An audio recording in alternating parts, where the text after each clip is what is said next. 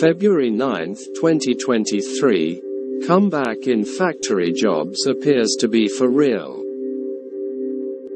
After decades of employment declines, manufacturing is looking like a growth sector, if it can find enough young people willing to work in it.